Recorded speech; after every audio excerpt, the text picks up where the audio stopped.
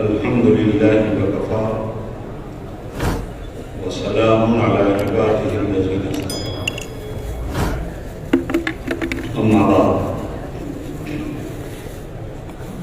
أعوذ بالله من الشيطان الرجيم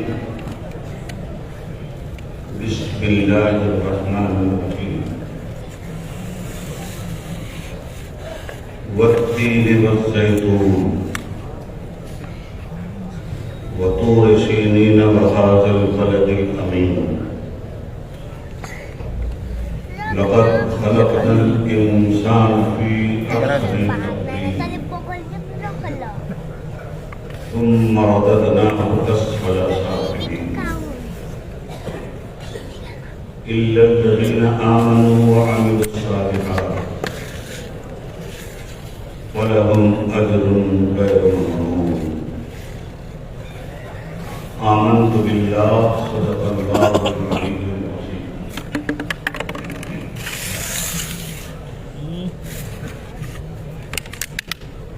صدر اجلاس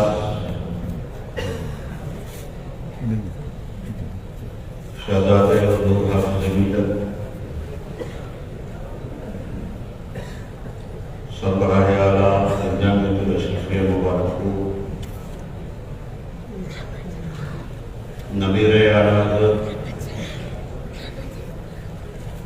منانی میاں صاحب قبلہ جامعۃ الاشرفیہ مبارک کے معزز اساتذہ کرام،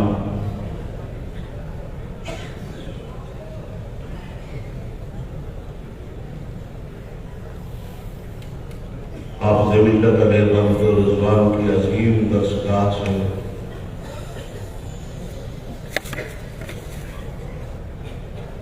بالواسطہ یا بلا واسطہ فارغ شدگان علماء ملت اسلامیہ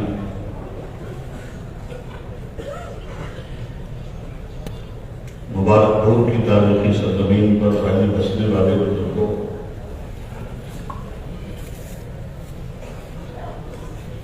اکناف ہند کے مختلف گوشوں سے آنے والے حضور حافظ ملت کے شہدائیوں،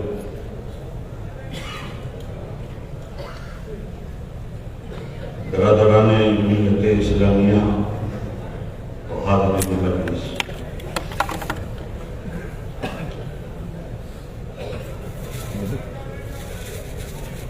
آئیے ہم اور آپ انتہائی خلوص و عقیدت کے ساتھ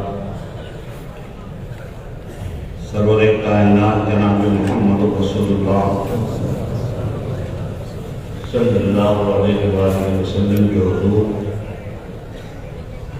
بآواز بلند ہدیہ درود و سلام پیش کریں۔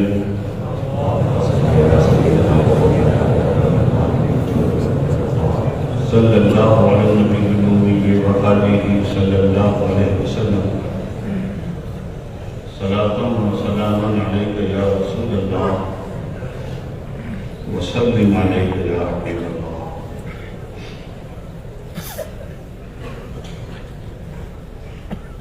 تمام تعریف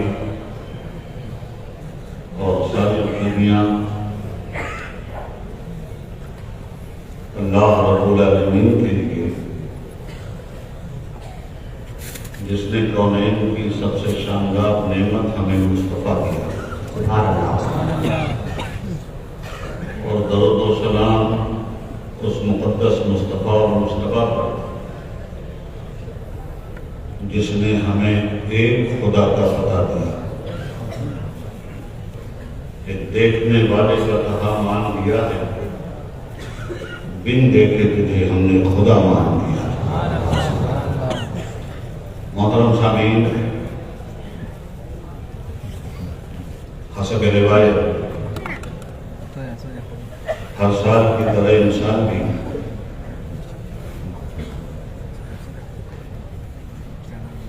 سینتالیسویں عرس حافظ ملت کے مبارک موقع پر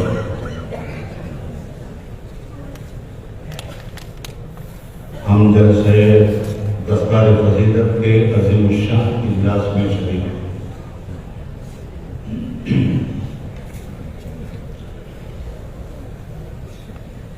گلشن کا مانی، ملت کا والی، محسن قوم، جس کے نام نامی اور اس کی گرامی کے ساتھ ہماری عقیدت پاکستان یعنی حضور حافظ ملت رحمۃ اللہ تعالیٰ علیہ کا یہ یوم وصال بھی ہے۔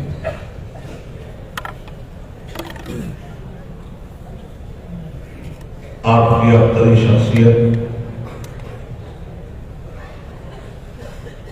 ہند کی سرزمین پر ملت کے نگہبان کی حیثیت سے تاریخ امم میں ابھری،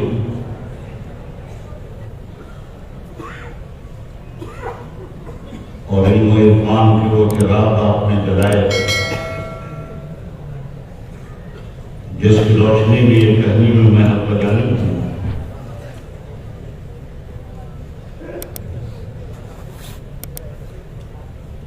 ایک چراغ عشق سے جلتے گئے کتنے چراغ، ایک چراغ عشق سے جلتے گئے کتنے چراغ، خاک کا ہر ذرہ ماہو کہکشاں بنتا گیا، تو اکیلا ہی چلا تھا جانے بے منزل مگر لوگ ساتھ آتے گئے اور کارواں بنتا گیا۔ سبحان اللہ۔ حضور حافظ ملت علیہ رحمۃ الرضوان کی مقدس زندگی اور ان کی تابندہ اور جگمگاتی ہوئی بندگی تمام خوش عقیدہ مسلمانوں کے لیے مشعل راہ ہے۔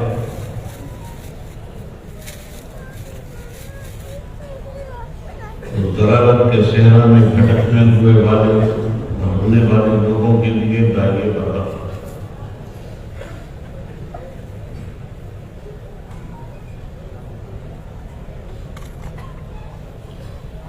آپ کے ہم عصر علماء میں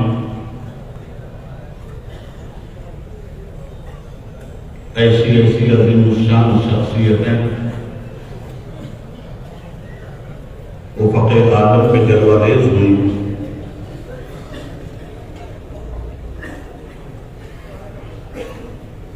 جو اپنے فن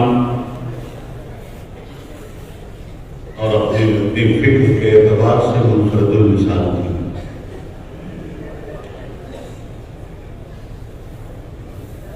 ہند کی سرزمین پر جب تابوت و جبروت نے مائی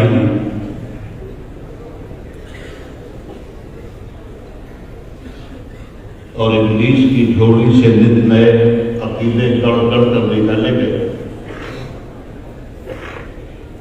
تو اس وقت ہندوستان کے مسلمانوں کی آبرو بن کر مرشد برحق امام اہل سنت اعلیٰ حضرت فاضل بریلوی علیہ رحمۃ الرضوان نے کمان سنبھالا۔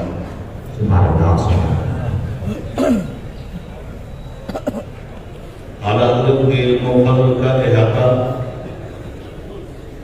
اس دور کے سارے علماء ہند مل کر کرنا چاہیں تو بھی احاطہ ممکن ہے۔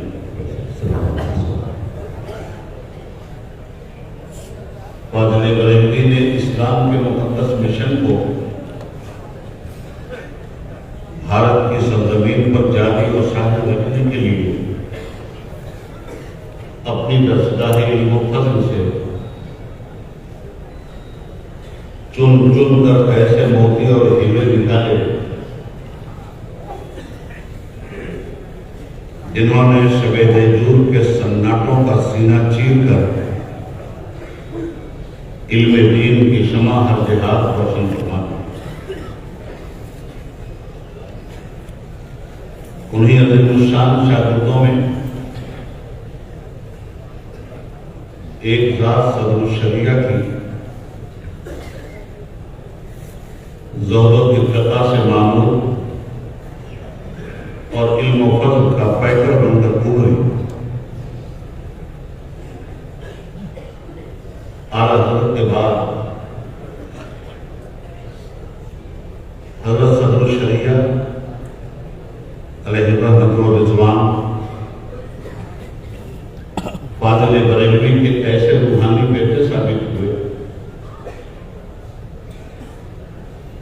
جنہوں نے انہیں کے نقش قدم پہ چلتے ہوئے اہل سنت کی آبیاری کے لیے ملک کے مختلف گوشوں میں اپنے شاندار علمی فرزندوں کو میدان عمل میں اتارا۔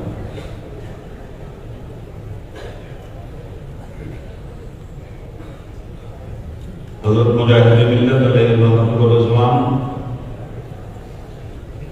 حضرت مولانا عبد المصطفیٰ اعظمی علیہ الرحمۃ، مفتی رفاقت حسین صاحب، علامہ غلام جیلانی میٹھی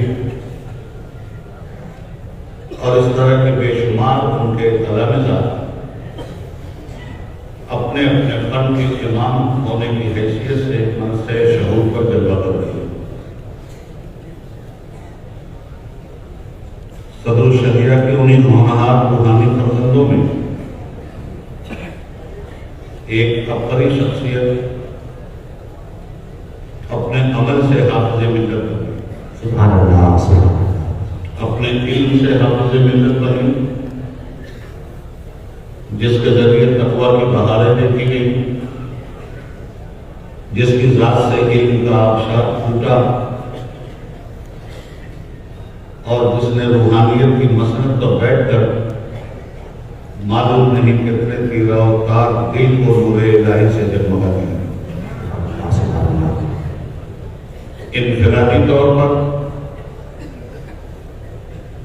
جتنی بھی شخصیتیں ہمارے سامنے ہماری کم علمی کی بنیاد پر ہمیں نظر آتی ہیں،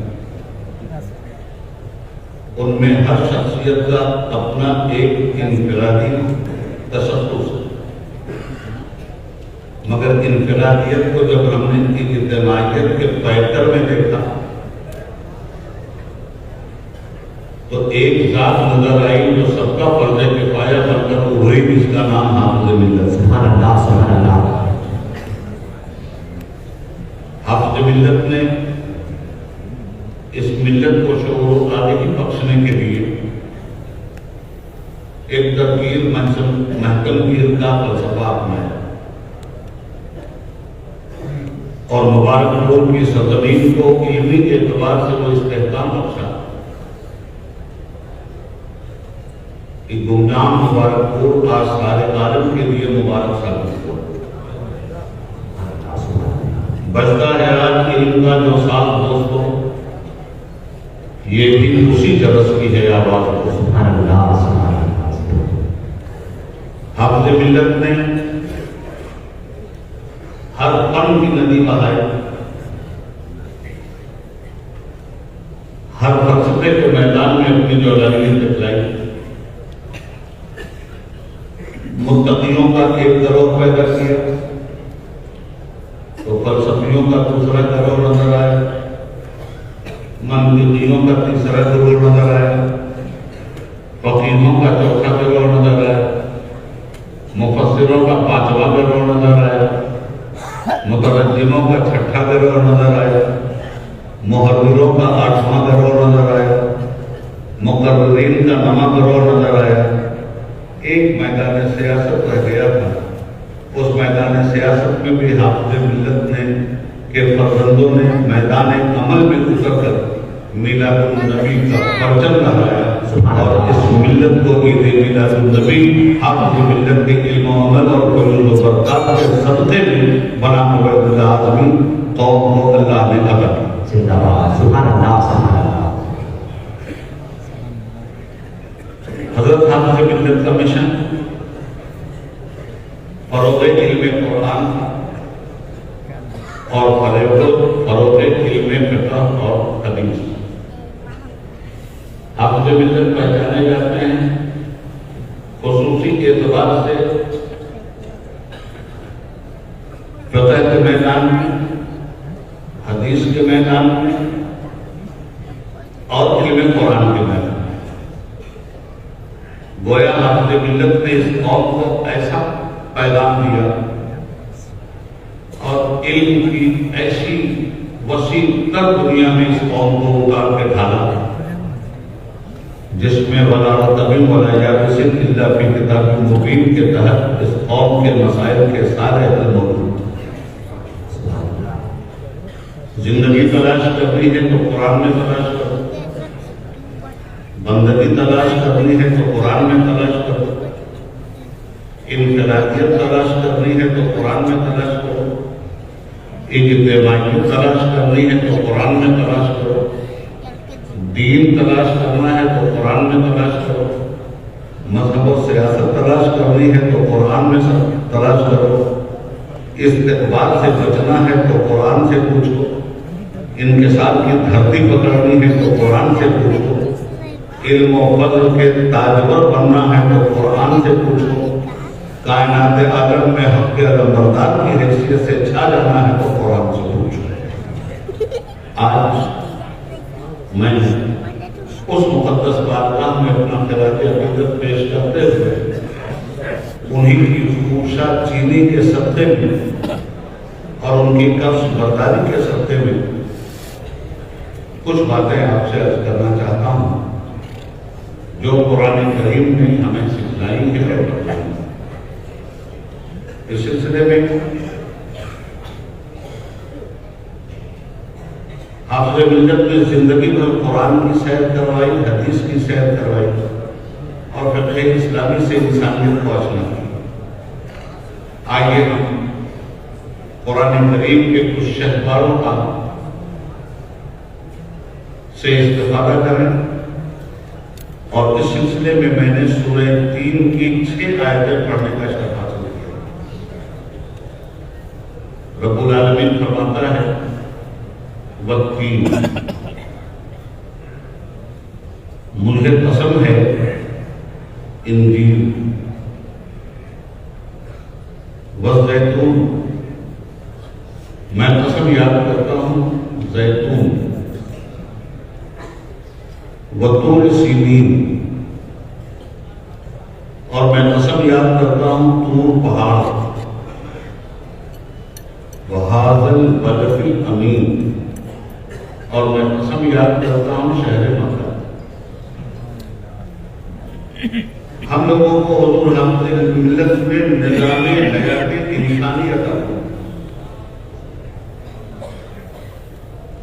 اور نظام حیات انسانی سورہ 3 کی ان آیتوں کے ذریعے بڑی شفاف راہ ہمارے سامنے کچھ ادا کریں۔ اس صورت میں اللہ رب العالمین نے 4 چیزوں کی قسم یاد کی، جس میں 2 درخت ہیں، انجیر کا درخت اور زیتون، ایک پہاڑ ہے اور ایک شہر ہے۔ جب ہم لوگ بے جوڑ قسمیں نہیں کھاتے تو پھر ہمیں اپنے پروردگار کے بارے میں ہاشا اور کلّا کبھی یہ گمان نہیں رکھنا چاہیے کہ ہمارا رب بے جوڑ قسمیں یاد کرے، مگر جب ہم ان 4 چیزوں کی قسموں کا ربط دیکھتے ہیں تو ہمیں ان میں بظاہر کوئی جوڑ نہیں دکھتا۔ 2 درخت، ایک پہاڑ، ایک شہر، اس میں جوڑ کیا؟ بظاہر تو یہ ہمیں بالکل بے جوڑ سی بات معلوم ہوتی، مگر 5ویں آیت سے ان 4 باتوں کا تسلسل صاف دکھائی دیتا ہے۔ لقد خلقنا الانسان فی احسن تقویم، ہم نے انسان کو بہترین کیمیائی اجزاء سے مرکب کر کے پیدا کیا۔ انسان شاہکار قدرت، اس کے اندر جو خصوصیات ہم نے پیدا کر دی، ان خصوصیات سے دوسری مخلوقات کم۔ لقد خلقنا الانسان فی احسن تقویم، ہم نے انسان کو احسن تقویم پہ پیدا کیا، بہترین فطرت پہ قائم کیا۔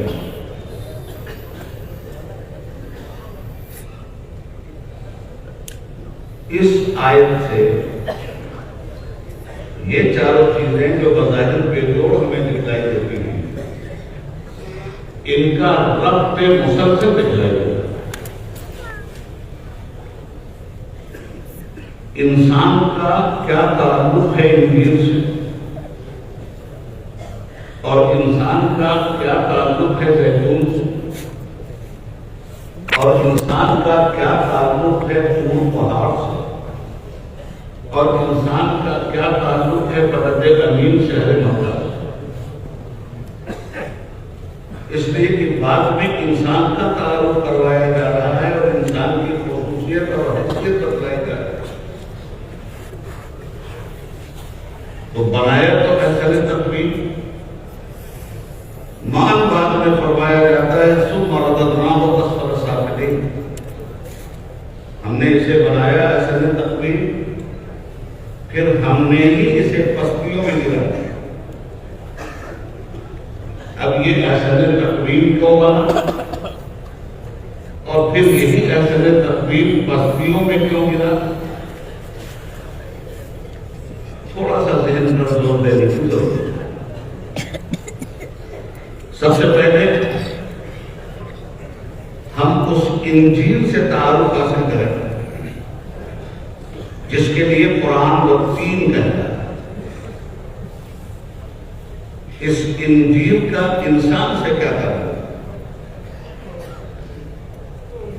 عمومی طور پر تو اس انجیل کی ترجمانی یہ کی گئی کہ بہت اچھا پھل ہے، قبض کشا ہے، اعصاب کو طاقت بخشتا ہے۔ زیتون کے بارے میں بتایا گیا بہت اچھا پھل ہے،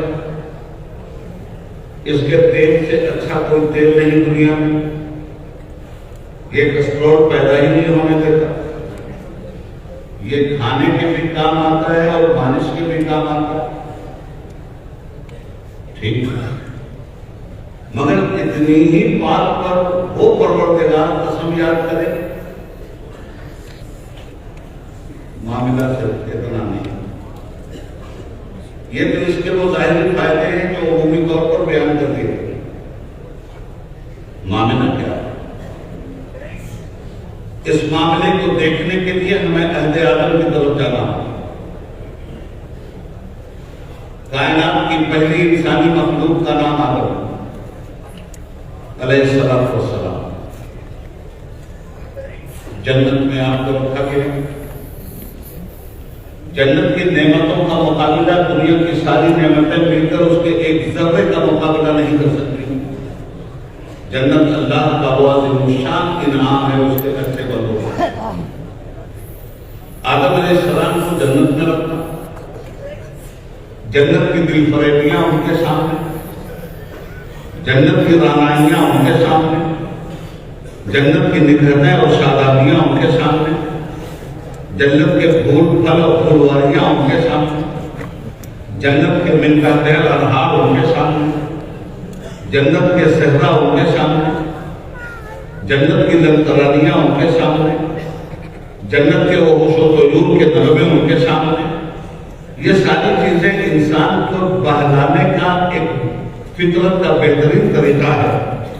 ان تمام ترسینوں کے بعد بھی آدم علیہ السلام کی اداسی نہیں جاتی۔ یہ ساری چیزیں آدم علیہ السلام کو مطمئن نہیں کر پا رہے۔ اتنی ساری نعمتوں کے بعد بھی کچھ کھوئے سے نظر آ رہے تھے۔ قدرت سے بڑھ کر ان کی فطرت کا جائزہ کون لیتا؟ آدم کیوں پریشان ہو؟ یہ بہاریں دیکھو جنت میں، یہ گلو گلزار دیکھو جنت میں، یہ انہار دیکھو جنت میں، یہ سادگی دیکھو جنت کی، یہ پھلواری دیکھو جنت کی، یہ ابر رحمت دیکھو جنت کا، یہ جھرنے دیکھو جنت کے، یہ آبشار دیکھو جنت کے، کہاں مالک سب دیکھ رہا، پھر کیوں اداس ہو؟ مولا تو نے مجھے فرشتہ نہیں بنایا، میرے معبود تو نے مجھے انسان بنایا، گھر کر دلے تقریدہ میں رسول آئے تو نے خلوص سے مجھے انسان، میرے مولا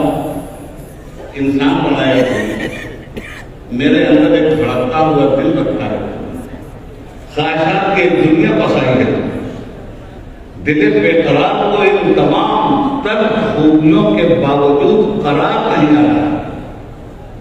مالک کچھ عجیب و غریب کبھی میں محسوس کرتا ہوں، ایک لمحہ کے لیے آنکھ بند ہوئی اور دوسرے لمحے عجیب و غریب چیز نگاہ کے سامنے تھی۔ ایک حسین مورت، ایک خوبصورت مجسمہ، ایک پائٹر رانائی عورت ہوا کے نام سے نگاہوں کے سامنے تھی۔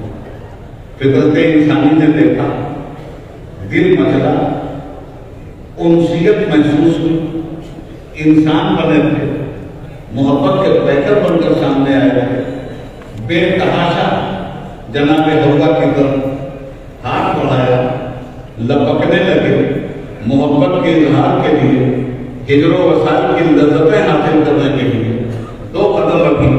ارمانوں کے پیر بڑھے ہی تھے کہ حکم ہوا کہ آدم، مانا کہ تمہارا قرار میں نے پیدا کر دیا، مانا کہ تمہاری تسکین میں نے پیدا کر دی، مانا کہ اس خلش کو میں نے دور کر دیا جس خلش کے لیے جنت کی آب و ہوا بھی تمہیں بظاہر راست نہیں آ رہی تھی، مگر آدم ابھی تم نہیں چھو سکتے، میرے نظام کے تحت تمہیں چھونا ہوگا، میرے اصول کے تحت تمہیں ہونا ہوگا، میری شریعت کے تحت تمہیں چھونا ہوگا۔ اپنی طبیعت کی بنیاد پر تم میری کسی چیز کا استعمال نہیں کر سکتے، جب بھی کسی چیز کا تم یا تمہاری اولاد استعمال کرے گی تو میری شریعت کے دائرے میں کرے گی۔ اس لیے آدم، پہلے میں تمہارا نکاح کرتا ہوں جناب حوا سے اور انہیں باقاعدہ تمہاری بیوی بناتا ہوں، اس کے بعد تم جناب حوا کی طرف اپنے ولولۂ شوق کے دو گام بنا سکتے ہو۔ حضرات گرامی، یہ وہ منظر آپ نگاہوں میں رکھیے اپنے والدین۔ اب جب اس کے بعد انہوں نے کہا مالک یہ نکاح کیسے ہو، تو حکم ہوا کہ مہر دین دے دیں۔ تو مہر کیا ہوتا ہے؟ کہا 30 مرتبہ تم اور 20 مرتبہ یہ ہوا جو اب تک تمہاری بیوی نہیں ہے۔ بیوی بننے کے لیے شرط یہ ہے کہ 20 مرتبہ تم میرے حبیب پہ درود بھیجو اور 30 مرتبہ تمہاری بیوی میرے حبیب پہ درود بھیجے۔ اس کے بعد یہ چیز جو ابھی تک غیر محرم تھی تمہارے لیے محرم نیاز بنا۔ جنت میں اب یہ پہلا جواب سکون کے ساتھ اپنی زندگی گزارنے لگا۔ حکم ہوا جنت میں کہ آدم جہاں چاہو کھاؤ پیو، جیسے چاہو عیش و عشرت کے ساتھ زندگی گزارو، کوئی محنت نہیں کرنی ہے آدم۔ وَلَكُمْ فِيهَا مَا تَشْتَهِي أَنفُسُكُمْ وَلَكُمْ فِيهَا مَا تَدْعُونَ۔ تمہارے دل میں کسی چیز کی خواہش پیدا ہوگی، ابھی خواہش کی تکمیل نہیں ہو رہی ہوگی، وہ چیز تمہارے سامنے ہوگی جس سے تم لطف اندوز ہو جاؤ گے۔ آدم خوب مستی سے رہو جنت، مگر ایک بات یاد رکھو، فَلَا تَقْرَبَا هَٰذِهِ الشَّجَرَةَ فَتَكُونَا مِنَ الظَّالِمِينَ۔ وہ دیکھو ایک درخت کی نشاندہی کر دیتا ہوں، اس کے قریب نہ جانا ورنہ حد سے گزرنے والوں میں ہو جاؤ گے۔ فَأَزَلَّهُمَا الشَّيْطَانُ، شیطان نے دھوکہ دیا، میاں بیوی دونوں دامے فریب میں آ گئے اور ایک نہ کردہ گناہی کی لفظ سے دو جا۔ آپ نے واقعات سنے ہیں، میں تفصیل میں نہیں جانا۔ میں آج آپ کو وہ بات بتانا چاہتا ہوں جو بنیادی بات ہے، جسے سمجھنا ضروری ہے، اور حافظ ملت کا کمال یہی تھا کہ ہر بنیادی بات کو نہایت خوبصورتی کے ساتھ انسانوں کے دل و دماغ میں پیوست کر کے نظام راہ انسانی کو دنیا کے سامنے پیش کر دیتے ہیں۔ حیات نظام انسانی کیا ہے؟ حیات نظام انسانی یہاں سے شروع ہوتے ہیں۔ چلے گئے گا آگے شیطان کے بہکاوے میں، فَأَزَلَّهُمَا الشَّيْطَانُ، ذلت دے دی اسے۔ ذلت میں اور گناہ میں فرق ہوتا ہے۔ ایک ہوتا ہے دانستہ گناہ کرنا، دانستہ نافرمانی کرنا، اور ایک یہ ہے کہ نافرمانی سے بچنے کے لیے عزم مصمم کیا تھا، کسی قیمت پر نہیں جائیں گے، مگر ذلت ہو گئی، دھوکہ تھا اور چلے گئے اس درخت کے پاس۔ کیا ہوا؟ جو ہی انہوں نے اس کا پھل کھایا، ہوا کیا؟ قرآن کریم کہتا ہے بَدَتْ لَهُمَا، سوآتهما وطفقا یکسفان علیہما من ورقہما، جو ہی انہوں نے ذلت میں آ کر رب سے کیے ہوئے وعدے کو ایک لمحہ کے لیے انہیں یاد نہیں رہا اور وعدہ خلافی ہو گئی، نتیجہ کیا ہوا؟ بدت رہا سوآتهما وطفقا یکسفان علیہما من ورق الجنہ، دونوں کے بدن کے کپڑے اپنے آپ اتر گئے، وطفقا یکسفان علیہما من ورق الجنہ۔ جی فأذن، اچھا حضرات کیا ہوا؟ کپڑے اتر گئے، مادر ذات پر آنا،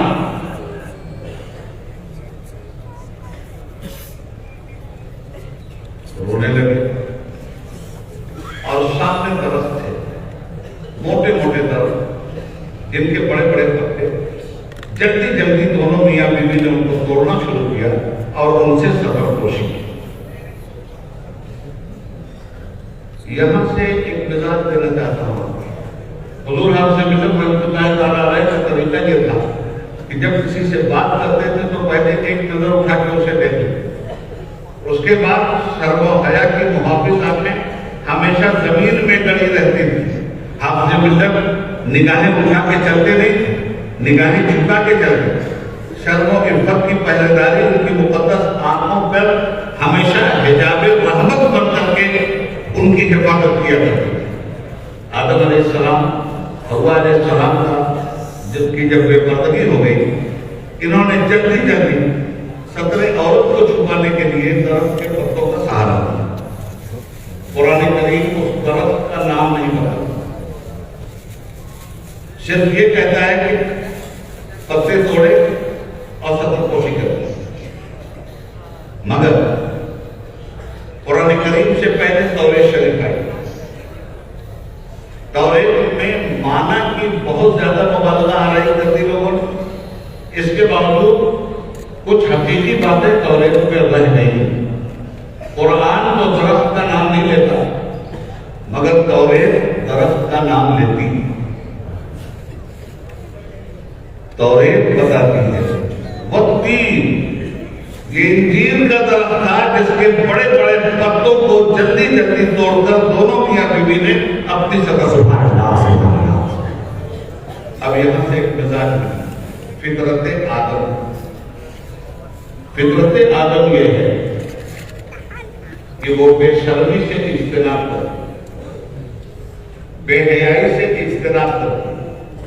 یہ آدم کی فطرت میں تھا۔ جب ان کی صدر کھل گئی تو صدر پوشی کے لیے جلدی جلدی انہوں نے پتوں کا سہارا لیا۔ مزاج یہ ملا کہ آدم علیہ السلام کی بہتر اور نیک اولادیں وہ ہیں جو حیاداری سے کام لیتی ہیں، صدر پوشی سے کام لیتی ہیں، اور نالائق اور بددیانت اور غیر وارث اولادیں وہ ہیں جو بے حیائی کو اپنا فیشن بناتی ہیں اور بے حیائی کے ذریعے دنیا میں جینا سکھاتی ہیں۔ یہ انجیر کا درخت والتین، یہی سے بات تہذیب آئی آدم علیہ السلام کے ذریعے، ثقافت آئی آدم علیہ السلام کے ذریعے، کلچر آیا آدم علیہ السلام کے ذریعے۔ تو یہ جو تہذیب ہمارے پاس آئی، ہم اس درخت کو سلام کرتے ہیں جس درخت کے پتوں نے تہذیب کا تعارف ہماری دنیا سے کر رہا ہے۔ والتین، قسم ہے مجھے انجیر کے درخت، میں اس کا ترجمہ یوں بھی کروں، قسم ہے مجھے عہد آدم۔ اس کا سیدھا تعلق ہمارے والدین سے، والزیتون، اور میں قسم یاد کرتا ہوں زیتون کی، اس زیتون کا انسان سے کیا تعلق؟ اب ہمیں عہد نوح کی طرف جانا علیہ السلام۔ قوم نے بغاوت کر دی، قوم نے سرکشی کر دی، قوم نے ان کو جھٹلایا، اللہ کا نبی ماننے سے انکار کیا۔ پہلے اولو العزم رسول کی حیثیت سے وہ دنیا میں تشریف فرما ہوئے تھے۔ آپ نے کہا مالک مجھے ان کی اولادوں سے بھی کوئی امید نہیں ہے، انہیں تباہ کرتے مولا ایک کو نہ چھوڑ۔ اللہ نے فرمایا نوح ہم نے ان کی موت پہ سگنیچر کر دیا، اب ایسا کرو کہ تمہارے ساتھ کچھ مومنین تھے، ان کی حفاظت ہمارے ذمہ کرو، ایک کشتی کا نقشہ بھیجا اور کہا نوح اس کشتی کے انجینئر کو بھی ہم بھیجیں۔ انجینئر آیا، انجینئر تھے جناب جبریل امین علیہ، ڈیزائن کیا، بتلایا کہ ایسے ایسے بناؤ، بناتے رہے، اور تمسخر اور مذاق بھی اڑاتے رہے۔ نوح کیا کر رہے ہو؟ کہا طوفان آئے، اللہ کے جتنے باغی بندے ہیں سب تباہ ہو جائیں گے، مومنین کو اللہ بچا لے، اللہ بچا لے۔ کہا نوح خشکی پہ کشتی چلانا چاہتے ہیں؟ کہا ابھی بند تو رہی ہے خشکی پہ کشتی، مگر چلے گی اسی سیلاب۔ پھر آپ نے سنا ہو وہ طوفان بھی آیا، اور اس طوفان میں اللہ نے حکم دیا کہ نوح مومنین کو اس میں سنبھالو اور پرندوں کے اور جانوروں کے جوڑے رکھو۔ حضرات آپ جانتے ہیں 950 برس تک نوح علیہ السلام نے تبلیغ اسلام کی۔ 950 برس عمر نہیں ہے، 950 برس تو تبلیغ کی عمر، اللہ ہی جانے ان کی عمر کتنی ہے۔ 950 برس تک جس قوم کو وحدانیت سمجھائی گئی، جس قوم کو رسالت سمجھائی گئی، جس قوم کو اتقا سمجھایا گیا، جس قوم کو جہنم سے بچنے کے لیے ڈرایا گیا، جس قوم کو جنت کی خوشخبری سنائی گئی، کیسی ناذہن اور مجرم قوم تھی وہ کہ 950 برس کے بعد مسلمان کیوں کتنے ہوئے؟ اللہ اس طرح کی روایات 72 یا 82 کو مسلمان۔ کشتی چلی، پانی پہ چلی، دنیا ڈوبی، اس وقت کی موجودہ آبادی غرقے آباد۔ اب چلے لوگ کشتی میں کتنے دن چلیں گے؟ مولانا عبدالحق صاحب مجھے پہلے سفر حج کا ایک تجربہ ہے سمندر کا۔ 1973 میں نے پہلا سفر حج کیا، ہوائی جہاز سے نہیں، پانی کے جہاز، اکبر نامی جہاز، بامبے کے ساحل سے چلا جدہ کے ساحل کے لیے۔ ہم 9 شبانہ روز سمندر میں، اوپر آسمان، نیچے پانی، زمین کا نام و نشان نہیں۔ رات میں ایک ٹمٹماتا ہوا چراغ ماہتاب کی شکل میں دیکھا، یہ ٹمٹماتے ہوئے چراغ ستاروں کی شکل میں دیکھ لیا۔ دن میں ایک آفتاب خاور، وہ بھی بہت دور سے الیک سلیک کرتا رہا، باقی کچھ بھی نہیں دکھائی دیتا تھا۔ 9 شبانہ روز اس میں چلے ہم، گھبرا گئے۔ جس وقت یہ لملم کا پہاڑ نظر آیا، جس وقت ہمیں پیر نظر آئے، جس وقت ہمیں درخت نظر آئے، دل حساس و حساس ہو گیا کہ اب ہم اپنی فطرت کی زمین پہ اترنے جا رہے ہیں۔ پانی پر نہیں اتارا گیا تھا، ہمیں زمین پہ اتارا گیا تھا، اس لیے پانی پر زیادہ دیر ہم نہیں رک سکتے، زمین ہی ہمیں قرار دیتی۔ الم نجعل الارض مہادا، ہم نے زمین ہی کو تمہارے لیے رہنے کا سامان بنایا۔ اترے شاہ نوح علیہ السلام کے ساتھی گھبرا گئے، مہینوں چلتے رہے، چلتے حضور اب ہم تھک گئے، ہمارے لیے زمین پہ اترنے کا کوئی انتظام نہیں۔ آپ نے پرندوں کو آواز اور فرمایا ذرا فضا میں پھیلو، ہوا میں اڑو، اور دور تک ذرا جا کے جائزہ کو کہیں زمین نظر آ رہی۔ بہت دور تک گئے اور اس کے بعد وہ لوٹے تو پرندے اپنی منقار میں، چونچ میں کچھ پتے لے کر، اور وہ پتے لے کر قدم ناز نبوت پہ نچھاور کرتے۔ جو ہی نوح علیہ السلام نے پتے دیکھے درخت کے، آپ ادھر اٹھے، اللہ اکبر، اہل کشتی تمہیں مبارک ہو، زمین نظر آتی۔ سبحان اللہ، ہمارے اترنے کا سامان ہو رہا، اگر زمین نہیں نظر آتی تو یہ پتے یہ لینے کہاں سے آتے؟ حضرات یہ ایسا وقت تھا جس میں انسان کی خواہشوں کے احترام کے لیے وہ پتے تسکین دل و جان بنے، تو ایسی چیز تھی جو تاریخ میں ایک جگہ پاتی ہے کہ تاریخ میں نہیں، قرآن میں جگہ پاتی ہے. یہ پتے کسی اور چیز کے نہیں تھے. والزیتون، یہ زیتون کے پتے ہیں. والتین والزیتون. میں قسم یاد کرتا ہوں انجیل، اور میں قسم یاد کرتا ہوں زیتون. تو اس زیتون سے انسان کا کیا تعلق؟ ہم اس کا ترجمہ قسم ہے عہد نوح کی بھی کر سکتے ہیں. وہ طور سینی، اور میں قسم یاد کرتا ہوں طور پہاڑ. اس طور پہاڑ کا انسان سے کیا تعلق؟ یہی وہ طور پہاڑ ہے جس پر پہلی شریعت نازل ہوتی ہے مکمل طور پر، اور جناب موسیٰ علیہ السلام اس شریعت کے امین. وَهَذَا الْبَلَدِ الْأَمِينِ. تو قسم کھاتا ہوں طور کی، ہم ترجمہ کر سکتے ہیں قسم کھاتا ہوں عہد موسیٰ. وَهَذَا الْبَلَدِ الْأَمِينِ، اور میں قسم کھاتا ہوں شہر مکہ کی. طور پر تو یہ پہلی شریعت مکمل طور پہ اترتی ہے، اور دائمی شریعت مکہ کی سرزمین پر غار حرا سے دنیا کے سامنے آتی ہے.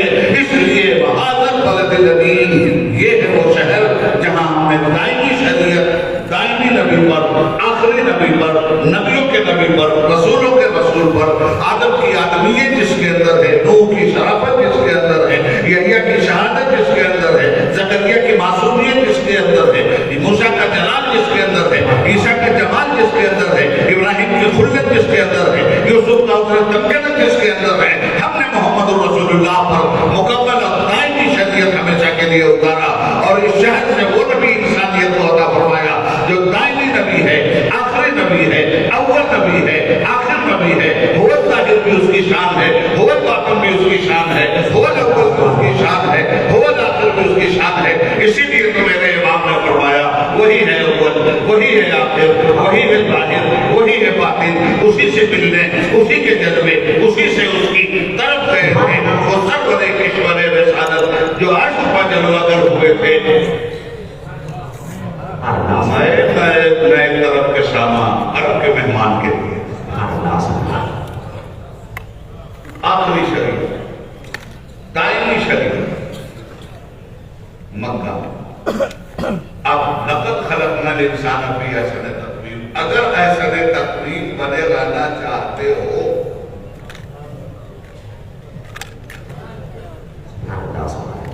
تو صاحب تین سے رابطہ پیدا کرو، صاحب زیتون سے رابطہ پیدا کرو، صاحب طور سے رابطہ پیدا کرو،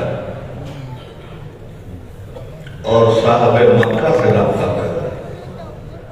اب یہ رابطہ تو میرے خیال سے ہو گیا. والتین والزیتون وطور سینین وہذا البلد الامین لقد خلقنا الانسان فی احسن تقویم. اچھا حضرات، انسان کے لیے کیا کہا؟ لقد خلقنا الانسان فی احسن تقویم. اور پھر اس انسان کے لیے کیا کہا؟ ثم رددناہ اسفل سافلین. اگر ان نبیوں کے ساتھ رابطے میں رہو گے، ان کے واسطوں میں رہو گے، ان کے راستے پہ رہو گے، تو احسن الخالقین نے تمہیں لقد خلقنا الانسان فی احسن تقویم کے ذریعے احسن تقویم بنایا ہے. اور ان کا راستہ اگر چھوڑ دو گے تو جو احسن تقویم ہم بنانا چاہتے ہیں، ان کا راستہ چھوڑنے کے بعد انہیں اسفل السافلین میں بھی ہم دھکیلنا چاہتا ہے. ثم رددناہ اسفل السافلین. تو یہ انسان کیا بنا؟ احسن تقویم. پھر کیا بنا؟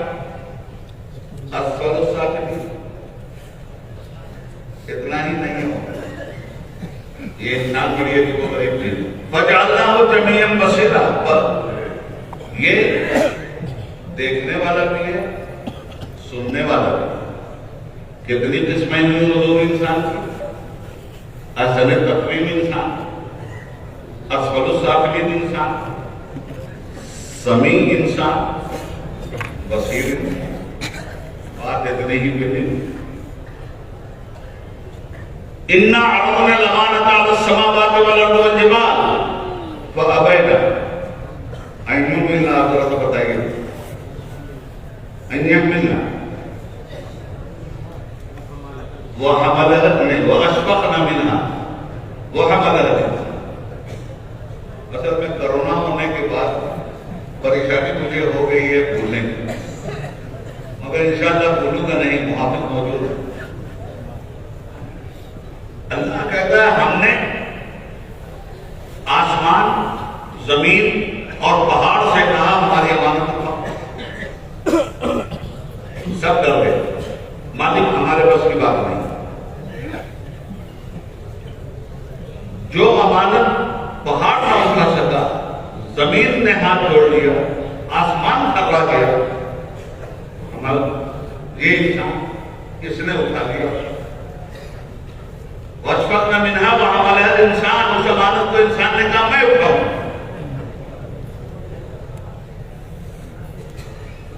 آج خالص علمی گفتگو، انسان نے کیا کہا اس امانت کو میں اٹھاؤں گا.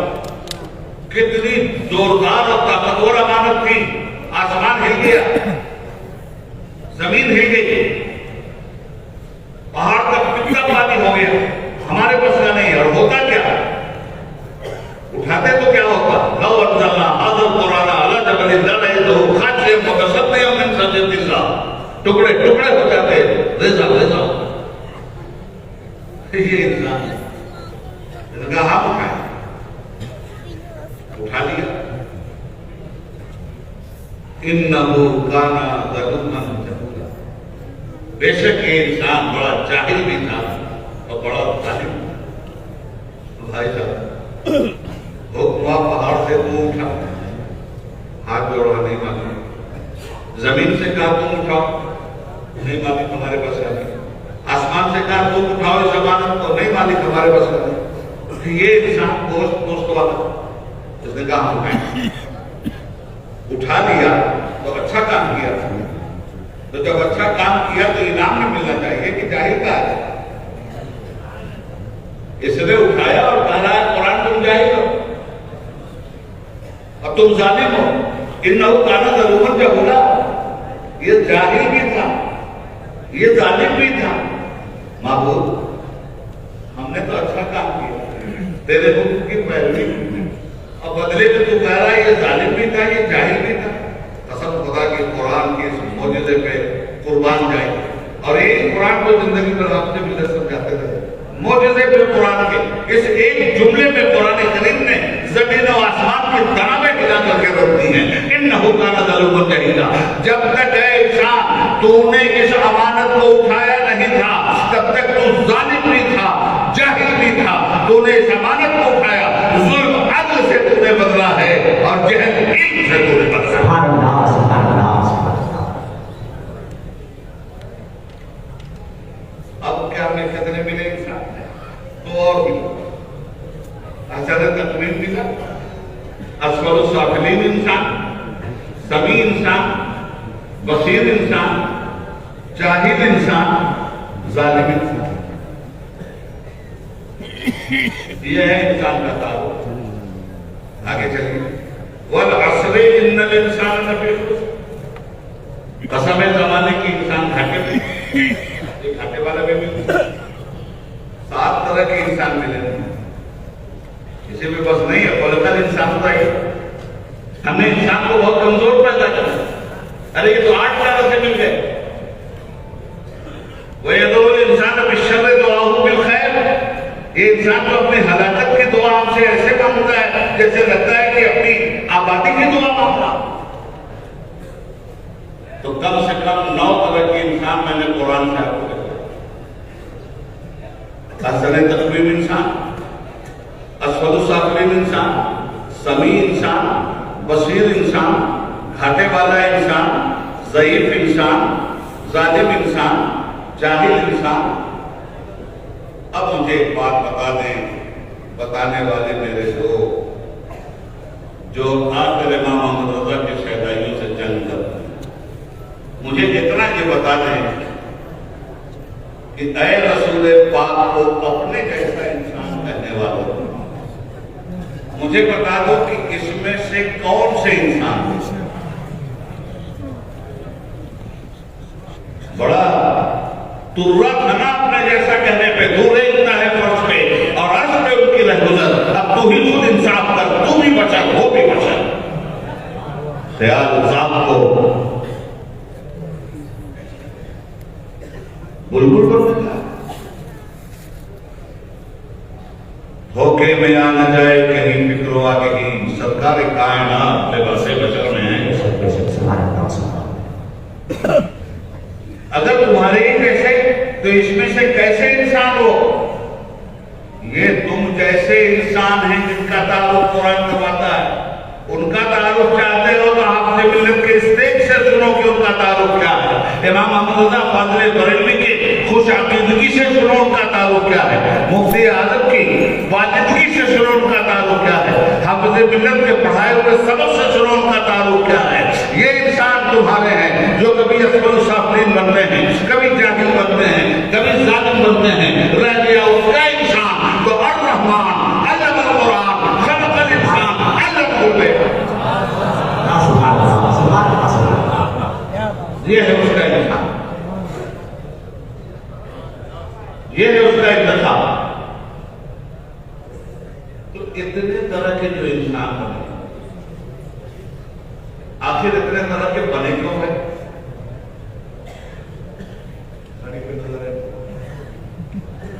اتنے طرح کے انسان کو بنے, یاد رکھیے گا, ضرورت انسان کی کس میں بنا, ضرورت نے اس کو ظالم بنا, ضرورت نے اس کو جاہل بنا, ضرورت نے اس کو گھاٹے میں ڈالا, ضرورت نے اس کو کمزور کیا. ضرورت یہ کس میں بناتی ہے؟ ضرورت کے اعتبار سے آدمی ظالم بنتا ہے, جاہل بنتا ہے, فاسق بنتا ہے. ضرورت کیوں؟ تو یہ ضرورت کیا ہے؟ دیکھیے بہت سب کے اوپر سے تو نہیں جا رہی ہے نا, سمجھ میں آ رہی ہے نا بات. یہ ضرورت کیوں بنی؟ آج خالص علمی گفتگو ہو. ان بدبختوں کی خبر ہم بعد میں لیں گے جن کے لیے آپ کے دلوں میں دعوت ہو. ضرورت ایک ہے جانور, ایک مخلوق ہے فرشتہ,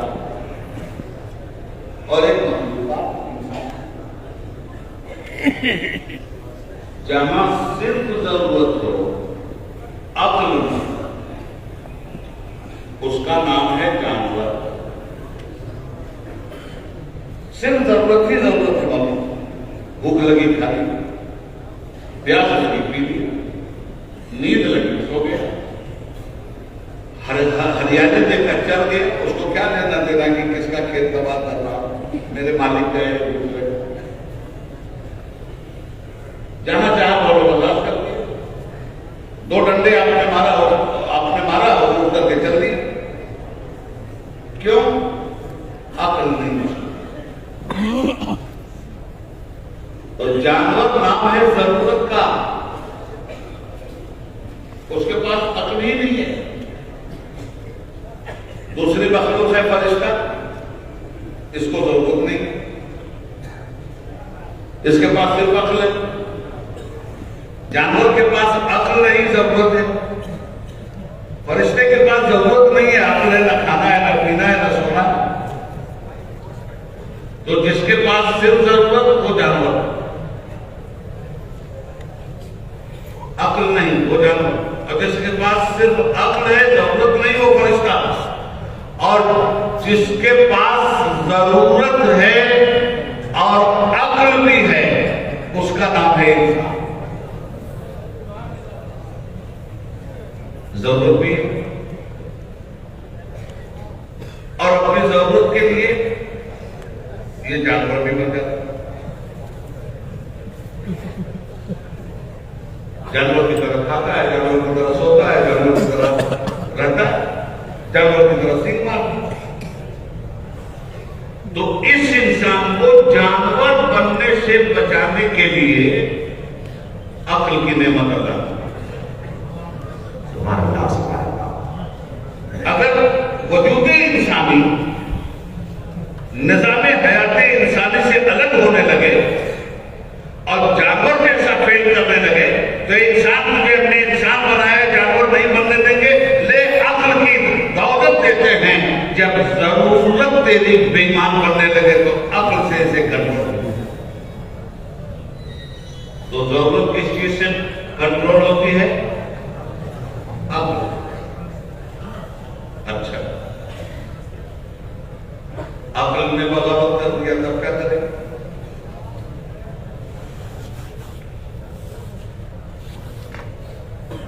بھائی آدمی اگر عاقل نہ ہو تو نماز پڑھ جائے نہیں نا.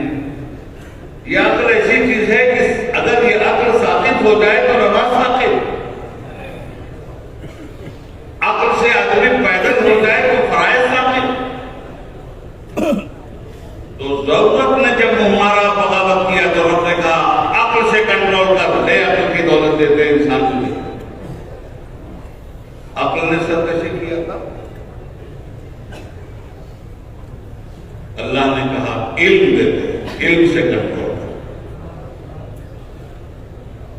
ضرورت ان کنٹرول ہوئی عقل سے کنٹرول کرو. عقل نے بغاوت کیا علم سے کنٹرول کرو. اور عقل و علم کی بغاوت معمولی چیز ہے. جب یہ دونوں بغاوت پہ اترتے ہیں وہ ہوتا کیا ہے؟ ناگا ساکی پہ بم برساتے ہیں. جب عقل و علم کی طاقت بغاوت پہ اترتی ہے ہیروشیما کو برباد کرتی ہے. جب علم اور عقل کی طاقت بغاوت کرتی ہے تو مسجدوں کو خودکدے میں بدلتی ہے. یہ جب علم اور عقل کی طاقت بغاوت کرتی ہے جو انسانوں کا حق مارتی ہے, لوگوں پہ ایٹم بم اتارتی ہے, انسانیت کو خزو خاندان میں ملاتی ہے, بوسنیا اور چیچنیا بناتی ہے, افغانستان اور فلسطین بناتی ہے, خود ہندوستان میں مظلوم مسلمانوں کے سر پہ آنا چلاتی ہے. عقل اور علم بغاوت کرے تو کائنات عالم میں تہلکہ مچا تھا. عقل نے بغاوت کیا علم سے کنٹرول کرو. علم نے بغاوت کیا تب کیا؟ حکم ہوا ضمیر سے کنٹرول. انتر آتما سے کنٹرول کرو. آپ کے پاس اگر ضمیر ہو تو آپ اس عقل کی عیاری کو اور علم کی مکاری کو ضمیر کے ذریعے کنٹرول کر لیں گے. ظلم کرنے آپ پڑھے, ضمیر جاگ گیا نہیں ہم نہیں ماریں گے. زمین نے کنٹرول کر دیا آپ کے ظلم کو. ظلم کرنے گئے ماپ لنچنگ کریں گے. ضمیر زندہ ہے تو زمین نے کنٹرول کیا. لاکھ مووی چاہے لاکھ ڈھوکی چاہے ہم کسی مسلمان کو نہیں ماریں گے. یہ ضمیر کی پاسبانی تھی جس نے عقل کو بھی کنٹرول کر لیا اور علم کو بھی کنٹرول کر لیا.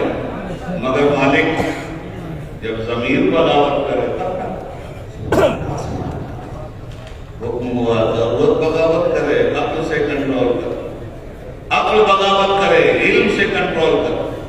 علم بغاوت کرے ضمیر سے کنٹرول کر. مالک اب تو اندر آتما بھی باقی ہو گئی. اب کیا کر رہے ہیں؟ کہا اب کیا کر رہے ہیں؟ پھر میری کتاب پڑھ.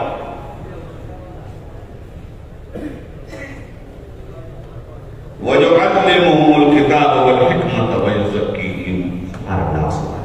علم و حکمت دینے والے رسول کو پہچان جو ضمیر کا تزکیہ کرتا ہے, انترآتما کا تزکیہ کرتا ہے, عقیدے کو پاک کرتا ہے, عمل کو پاک کرتا ہے, اخلاق کو پاک کرتا ہے, برائی کو بھلائی میں بدلتا ہے, بے حیائی کو شرافت میں بدلتا ہے, بدعقیدگی کو خوش عقیدگی میں بدلتا ہے, بدعملی کو صالحیت میں جامہ پہناتا ہے.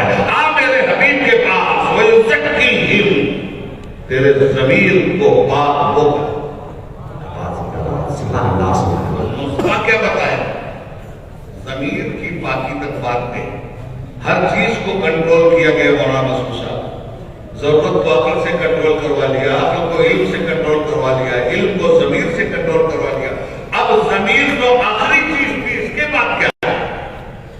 یہ بغاوت کرے تو کیا کرتا؟ میرے محمد کے پاس صلی اللہ علیہ وسلم, میرے حبیب کے پاس آ, زخم خوردہ انسانیت کے طبیب کے پاس آ. یہی سبق آپ نے ملت نے ہم کو پڑھایا. وہ سبق آج ہم کو رہا ہے. ضمیر پہ کنٹرول مصطفیٰ کا، انتراتما پہ کنٹرول مصطفیٰ کا. آؤ مصطفیٰ کی بات کرو. اچھا آگے، اور حضور نے ضمیر کو پاک بھی کر دی.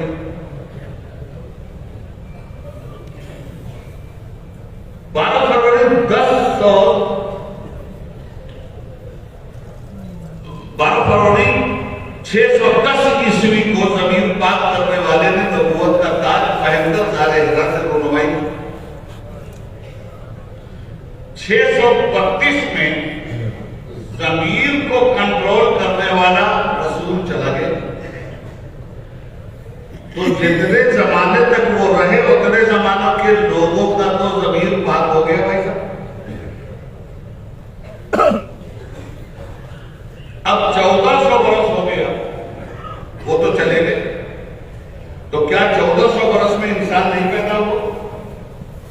کیا 1400 برس کے بیچ میں رہنے والے اور آج کے انسانوں کے پاس ضمیر نہیں ہے؟ آج کے انسانوں کے ضمیر کو کون پاک کرے گا؟ جس کو پاک کرنے کا ذمہ دیا گیا تھا وہ تو چلا گیا دنیا سے 63 سال کی عمر لے کر، اور 40 سال تک تو اس کو یہ کام ہی نہیں دیا گیا. 40 سال کے بعد وہ یوسفی ہی اس کو کام دیا گیا، میرے مصطفیٰ کو ضمیر کو پاک کر انسانوں کے. انہوں نے پاک کیا اور چلے گئے. اور ان کے جانے کے بعد کیا سب بے ضمیر ہیں؟ کیا ضمیر بغاوت نہیں کرتا؟ کیا علم بغاوت نہیں کرتا؟ کیا عقل بغاوت نہیں کرتی؟ کیا ضرورت بغاوت نہیں کرتی؟ اب ضمیر کو کون پاک کرے گا؟ جس کو حکم دیا گیا تھا تم ضمیر کو پاک کرو، وہ تو چلا گیا. اس کو گئے ہوئے 1400 سال ہو. اب ان تمام انسانوں کا کیا ہو اور قیامت تک کے انسانوں کا کیا ہو؟ تو کیا آیت وہ یزکیہم صرف ان کی ظاہری زندگی ہی تک کے لیے آئی تھی، یا آج بھی تلاوت کی جا رہی ہے، یا کل بھی تلاوت کی جائے گی؟ معلوم یہ ہوا کہ جب تک ضمیر انسانی انسان کے قلب کے اندر موجود ہے تب تک وہ یزکیہم والے مصطفیٰ کی بھی ضرورت ہے. وہ کل بھی زمین کو زندہ کرتے تھے اور آج بھی زمین کی نگہبانی کے محافظ ہیں.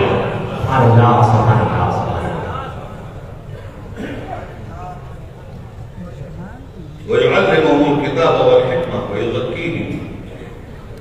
وہ ضمیر کو پاک کرتے ہیں. تو آج کیا تو کہہ دو کہ سب کے ضمیر پاک ہیں تو ان کی ضرورت نہیں، اور اگر ایسا نہیں ہے وہ گئے گا. ایک لمحہ کے لیے آئی تھی انہیں بھی موت، پھر ہمیشہ کے لیے ان کی موت مر گئی. مرشد برحق جب میں اہل سنت کی زبان میں عرض کروں تو زندہ ہے بندہ، زندہ ہے بندہ میرے چشم عالم سے چھپ گئے.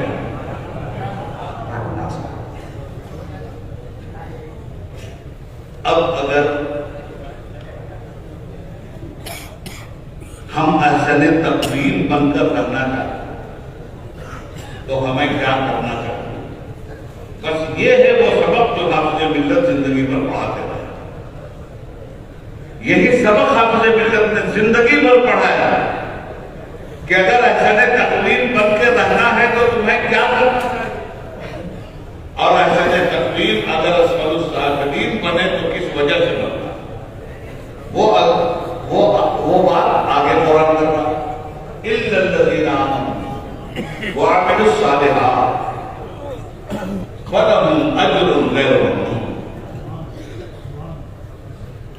اگر تم صاحب ضمیر بن کے زندہ رہنا چاہتے، اگر تم احسن تقویم بن کے زندہ رہنا چاہتے تو إِلَّا الَّذِينَ آمَنُوا وَعَمِلُوا الصَّالِحَاتِ فَلَهُمْ أَجْرٌ غَيْرُ مَمْنُونٍ. صاحب ایمان بن کے رہنا، احسن تقویم بنے رہنا، صاحب عمل بن کے رہنا، احسن تقویم بنے رہنا. دو چیزیں قرآن نے سامنے رکھی احسن تقویم بننے کی سند دے کر. ایک ہے ایمان اور دوسرے ہے عمل. اب ایمان کیا ہے؟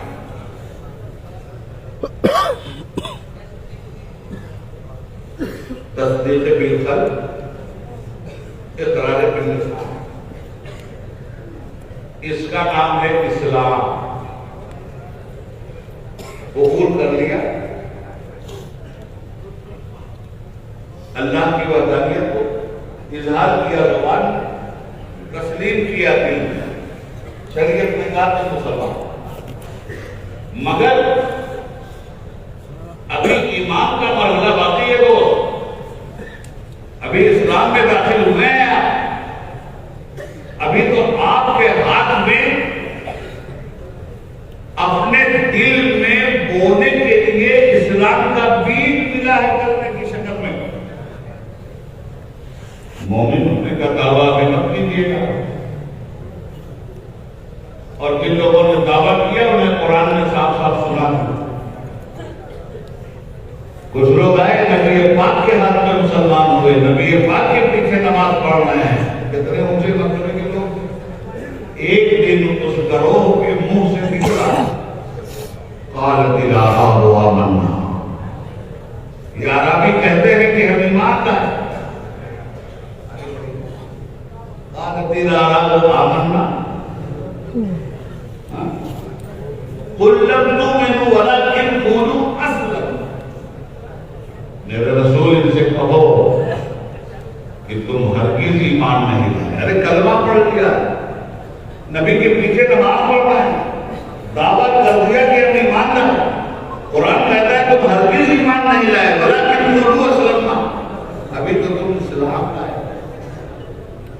ولما يدخل الایمان فی قلوبکم. ابھی تو ایمان تمہارے دلوں میں اترا ہی نہیں ہے. کلمہ پڑھنے کا نام اسلام اور کلمے پہ عمل کرنے کا نام ایمان. اللہ کے علاوہ کوئی ذات کی عبادت زبان سے اقرار کر لیا اور مسجد میں نماز کے لیے تیار. ادھر ہے ایمان. آپ مسلمانوں کی جماعت میں ضرور داخل ہوئے مگر رہ گئی بات ایمان کی. تو ایمان صرف قول کا نام نہیں ہے، اطاعت کا نام ہے. رسول پاک صلی اللہ علیہ وسلم کی اتباع کا نام ایمان. اتباع کیجیے پھر کہیے. پھر آپ کو آنے کی کیا ضرورت؟ زمانہ کہے گا کہ آپ مومن. تو ایمان، اور ایمان میں بھی ایمان بالرسالت، صرف ایمان باللہ نہیں.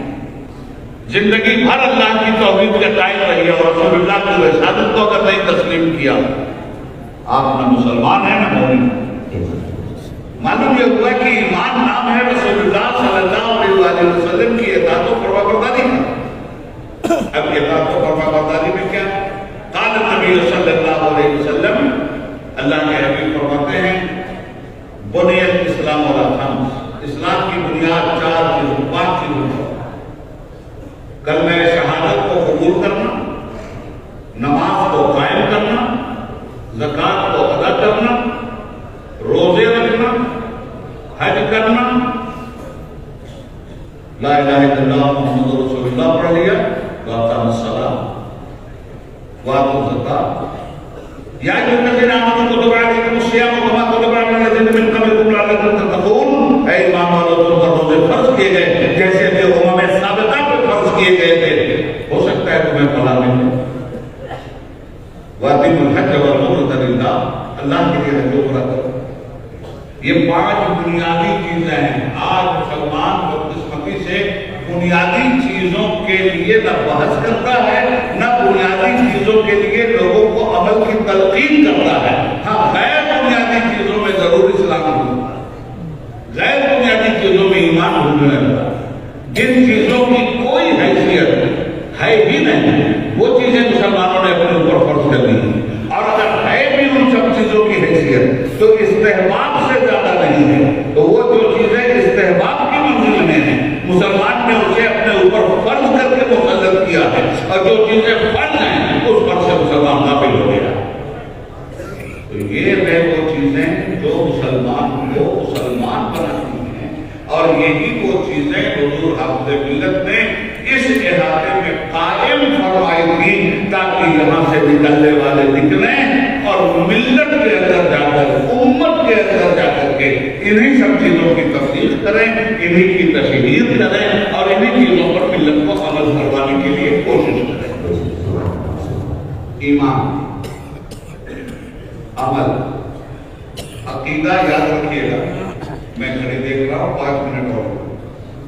عقیدہ جذبہ باطنی کا نام ہے میرے دوست. چھپے ہوئے جذبے کو عقیدہ کہتے ہیں. پھر یقین جو دل میں چھپا ہوا جذبہ ہے اس کا نام ہے عقیدہ. چھپے ہوئے جذبے کا اظہار کس چیز سے ہوتا ہے؟ عمل سے. اب تو 5 آدمی اگر ایک جگہ کھڑے ہیں سوٹے نے بوٹے تو پتہ لگانا بڑا مشکل ہے کہ ان پانچوں میں مسلمان کون ہے اور غیر مسلم کون ہے. مگر عقیدہ سب کے پاس ہے. یہ نہیں پتا چلتا کہ اس کا عقیدہ کیا ہے. پانچوں ایک ہی طرح کے لوگ ایک جگہ حضرت کھڑے ہیں, پتہ نہیں چلتا کہ ان کا عقیدہ کیا ہے. فوراً عزیز المساجد سے اذان کی آواز آئی, اللہ اکبر. ان پانچوں میں سے 2 نکلے اور مسجد کی طرف دوڑے. عمل نے بتا دیا کہ جس کا عقیدہ چھپا ہوا تھا اس نے اپنے عقیدے کو چھاپ کے دکھا دیا کہ وہ تھا میرا عقیدہ جو ان لوگوں کے بیچ میں تھا تمہیں نظر نہیں آ رہا تھا. اور یہ حی علی الصلاۃ اور حی علی الفلاح پہ میرا عمل جو عزیز المساجد کی طرف میرے قدم کو لے کے جا رہا. عقیدہ نام ہے جذبہ باطنی. اظہار ہمیشہ عمل ہوتا ہے.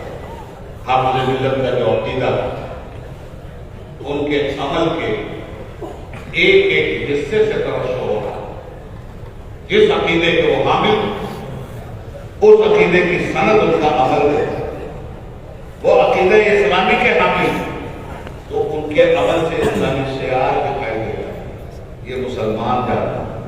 قرآن نے کہا متقی بنو, عقیدے نے متقی بننے کے لیے اظہار عمل کروا دیا. حافظ ملت کا ایک ایک عمل اسلام کا تعارف کروا دیا.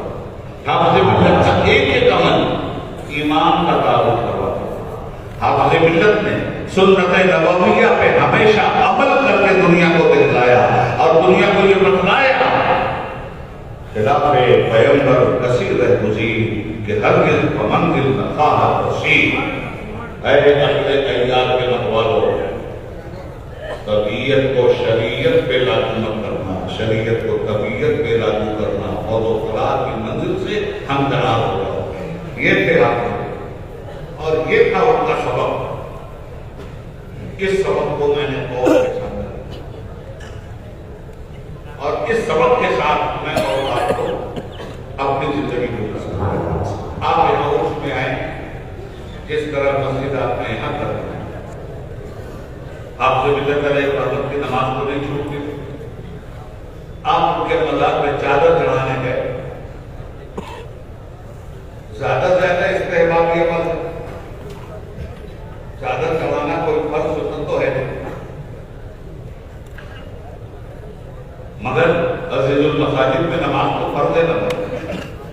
عرس میں آئے, اس کے عرس میں آئے اور جس نے کبھی نماز نہیں چھوڑی اس کے مزار پہ جا کے فاتحہ پڑھ رہے اور اس کی بنائی ہوئی مسجد میں اللہ کے سامنے عبادت کا سر جھکانے کے لیے تیار ہے.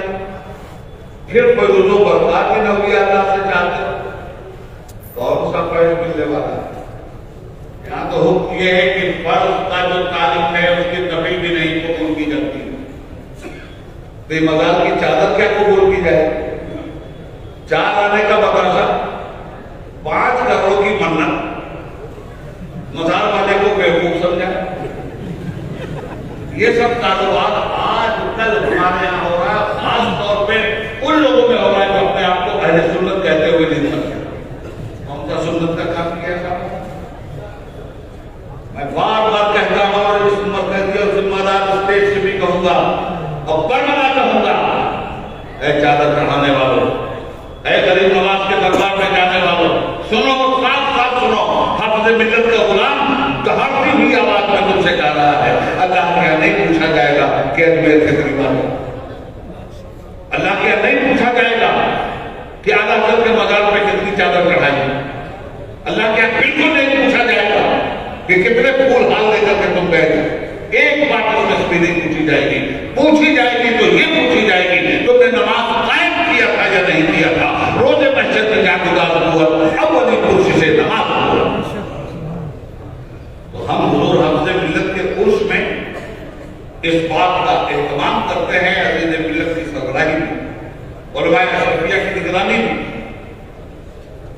کوئی غیر شرعی حرکت حافظ ملت کے عرس میں نہ ہو، اس لیے کہ لفظ عرس کے ساتھ غیر شرعی حرکتیں اور ہنر بنتی، صاف صاف بات سنیے، دھڑکنے سے عورتوں کو لے جانا ہے مطلب نام لیتے ہیں اعلیٰ حضرت، زور سے نام لگاتے ہیں مسلک کے اعلیٰ حضرت، عمل کیا ہے؟ مسلک کے اعلیٰ حضرت سے بتاؤ، مزاروں پہ عورتوں کو لے جانا مسلک کے اعلیٰ حضرت سے کھلی ہوئی بتاؤ، اور مجھے تو افسوس یہ ہو رہا ہے کہ اب اعلیٰ حضرت کے مزار پہ بھی لوگ عورتیں جا رہی ہیں اور وہاں بھی موم کری جا رہی ہے ان کے مقدس سے، اور پھر دعویٰ مسلک کے اعلیٰ حضرت، داس اعلیٰ حضرت کا مسئلہ لوگوں کو معلوم۔ حضرت بریلوی رحمۃ اللہ تعالیٰ علیہ نے قدم قدم پر سنت رسول تاہیہ کیا ہے، اس لیے آج کے اس اسٹیج سے آخری پیغام حضور حافظ ملت کا آخری پیغام، ان کے عمل کا آخری پیغام، دو چیزیں ہیں، مضبوطی سے پکڑ لیجیے، کامیاب ہو گئی، ایک ہے ایمان اور ایک ہے عمل صالح، بلفظ دیگر ایک ہے اللہ کا در جہاں بیٹھے ہیں آپ، اور دوسرے اللہ کا ڈر، اللہ کا ڈر پکڑیے، اللہ کا ڈر پکڑیے، کائنات میں کامیابی آپ کی ضمانت بن کے آپ کے قدم چومے گی۔ پروردگار عالم اس عرص شرف قدس کو حافظ ملت کے اس یوم وصال کے موقع پر معبود برحق مسلمانوں کو علم و عمل کی توفیق عطا فرمائے، نماز پڑھنے وقت کی توفیق عطا فرمائے، اور دین و سنت پہ عمل کرنے کی توفیق عطا فرمائے۔ وآخر دعوانا ان الحمدللہ رب العالمین۔ خوب کی شہر چمن گل جمعہ شاد رہے، باغباں جاتا ہوں گلشن تیرا آباد رہے، اسلام زندہ باد، حافظ ملت قائم آباد۔